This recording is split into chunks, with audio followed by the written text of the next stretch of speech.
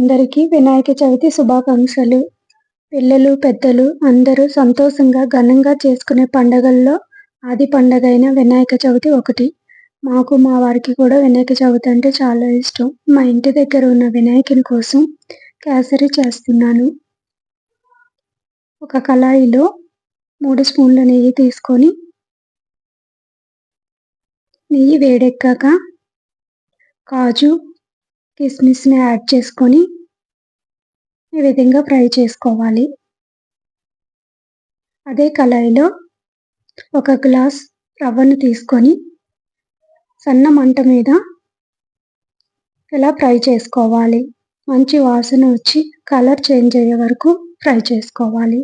వేరొక కళాయిలో ఒక గ్లాసు రవ్వకి 2 గ్లాసుల పాలు తీసుకొని వేడి చేసుకోవాలి.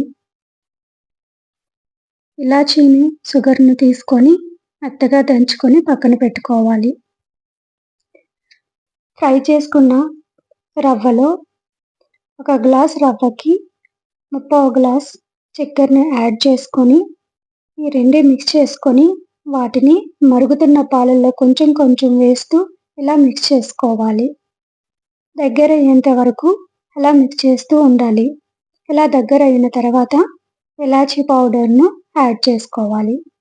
ఇలాచీని కూడా మొత్తం మిశ్రమానికి మిక్స్ చేసుకున్న తర్వాత చివరగా 2 స్పూన్ల నెయ్యిని తీసుకొని మిక్స్ చేసుకోవాలి. తర్వాత కిస్మిస్, కాజును కూడా యాడ్ చేసుకొని స్టవ్‌ని ఆపుకోవాలి. కేసరి రెడీ. మా ఇంటి దగ్గర ఉన్న వినాయకుని దగ్గరికి వచ్చాము. రాములవారి టెంపుల్ లాగా డెకరేట్ చేశారు. ఎంట్రన్స్‌లో రాముల వారిని పెట్టారు. ఇక్కడ కృష్ణుని విగ్రహాన్ని ప్రతిష్ఠించారు.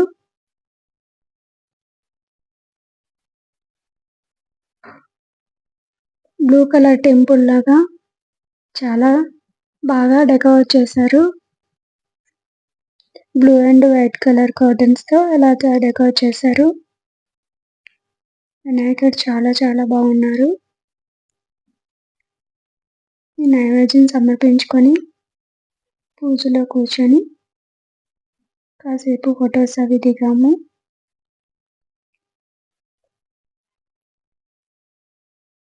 వేరొక వినాయకుడి దగ్గరకు వచ్చాము. గోల్డ్ కలర్‌తో చాలా బాగా చేశారు.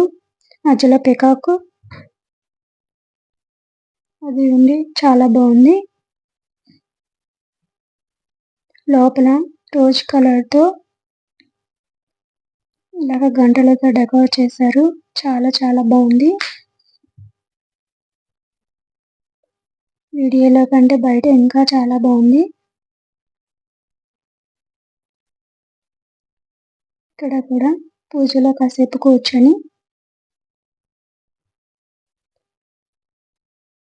వేరొక వినాయకుడి దగ్గరికి వచ్చాము. వినాయకుడు కూడా చాలా చాలా బాగున్నారు. ఇది మరొక వినాయకుడు. ఈ గజేంద్రుడి యొక్క కృపా కటాక్షాలు మనందరిపై ఉండాలని కోరుకుంటున్నాను. మా ఛానల్ని ఎవరైనా కొత్తగా చూసినట్లయితే సబ్స్క్రైబ్ చేసుకోండి. అందరికీ ధన్యవాదాలు.